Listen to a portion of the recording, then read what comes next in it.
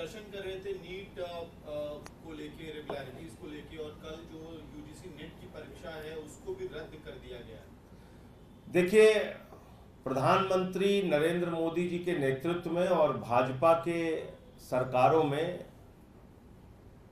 देश के युवाओं की जिंदगी के साथ खिलवाड़ किया जा रहा है। और मैं सिर्फ ये कहना चाहता हूं कि इस देश को भाजपा ने पेपर लीक देश बना दिया है। गुजरात में हर परीक्षा का पेपर लीक होता है। बिहार से खबरें आ रही हैं कि वहां पेपर लीक वाले पकड़े गए हैं। उसमें किसी मंत्री का भी नाम आ रहा है, अभी स्पष्ट नहीं हुआ है। उत्तर प्रदेश में लगातार पेपर लीक होता रहता है। नीट का पेपर लीक हो गया, जेईई का पेपर लीक हो जाता है। एनटीए जो केंद्रीय शिक्षा मंत्रालय के अधीन आता है, उसके अधीन होने वाले परीक्षाओं का पेपर लीक हो जाता है। तो कोई जवाबदेही प्रधानमंत्री जी की है या नहीं है? शिक्षा मंत्री जी की है या नहीं है? कभी पुलिस भर्ती का पेपर लीक, कभी नीट का पेपर लीक, कभी जेईई का पेपर लीक, कभी क्लर्क का पेपर लीक, कभी चपरासी का, मतलब हर चीज का पेपर लीक हो रहा है। पिछले 2 साल में आंकड़े उठा के अगर आप देखेंगे, करीब करीब 2 करोड़ युवाओं की जिंदगी बर्बाद हुई है। जितना इस देश की जनता बीजेपी को वोट देती है, बीजेपी पेपर लीक का चोट देती है उनको बदले में। अब बताइए, यूजीसी का पेपर लीक हो गया, परीक्षा रद्द हो गई। नीट को लेके बहाने कर रहे थे, अब तो लड़के सामने पकड़ के जो सामने आए हैं वो कह रहे हैं कि हाँ साहब, हमको 1 दिन पहले ही पेपर मिल गया था।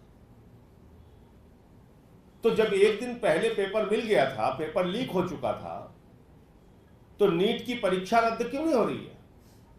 नीट की परीक्षा रद्द होनी चाहिए। और ये कितना बड़ा घोटाला है। मैंने जंतर मंतर पे भी कहा था, 67 बच्चे एक साथ टॉप कर गए। आप मुझे बताइए, कुल 48 सीट जनरल कैटेगरी की एम्स में है, 67 बच्चे टॉप कर गए।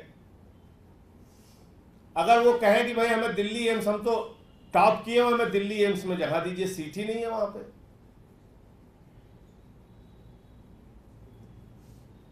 आपने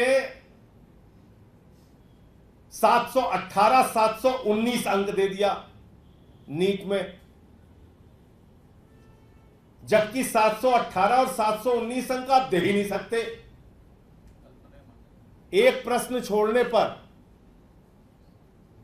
4 अंक घटता है, एक प्रश्न गलत करने पर 5 अंक घटता है। 715 अंक हो सकता है, 716 अंक हो सकता है, 718 और 719 अंक कैसे हो सकता है? अब आइए, वो कहते हैं हमने ग्रेस मार्क दे दिया।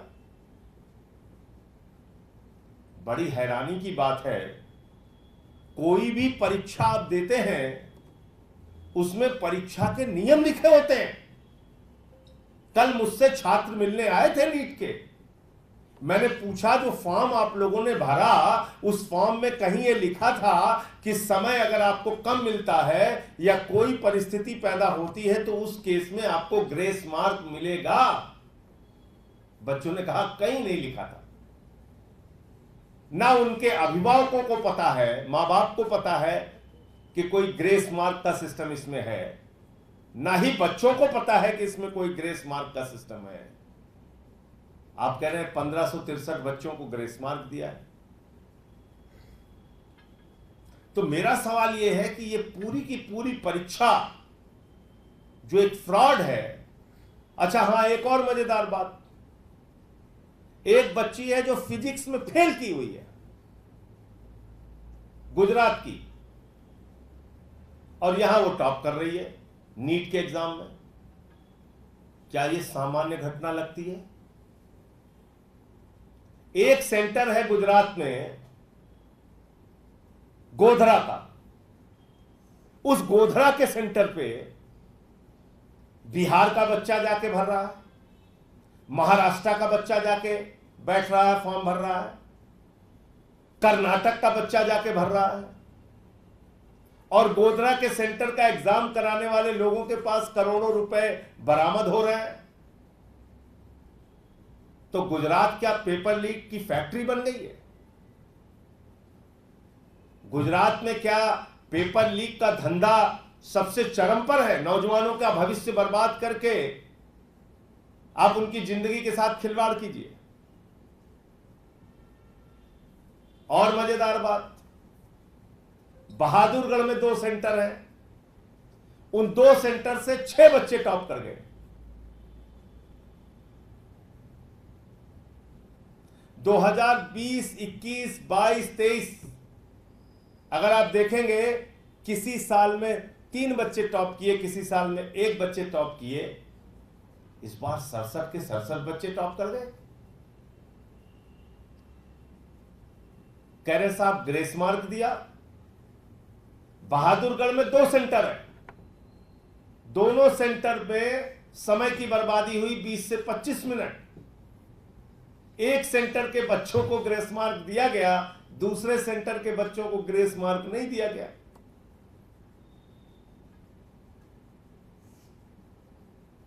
तो इसलिए इस पे और विस्तार से जब बात करूंगा, बहुत सारा फ्रॉड है। पार्लियामेंट में भी अगर बोलने का मौका मिलेगा तो ये सारी बात रखेंगे। इतना बड़ा फ्रॉड है, आपकी आंखें खुल जाएंगी। मतलब आप सोचिए, 620 से लेके 720 अंक तक पाने वाले बच्चों की संख्या और 520 से लेके 620 अंक पाने वालों की संख्या, इसका भी मैं खुलासा करूंगा कि नीचे वाले जो हैं उनकी बुद्धि का स्तर तो वही है जो पहले से आता रहा है। यानी जितने बच्चे आपको पिछले साल 520 से 620 अंक के बीच में मिलेंगे, वो तो संख्या उनकी उतनी ही है। लेकिन जो टॉप करने वाले बच्चे हैं उनकी संख्या बढ़ गई। कह रहे साहब इसलिए ज्यादा टॉप कर गए कि हमने 25% सिलेबस में कमी कर दी।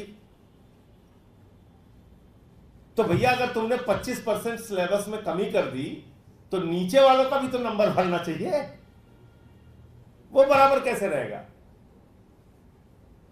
अचानक नीचे वाले बच्चे बुद्धिहीन हो गए, ऊपर वाले बच्चे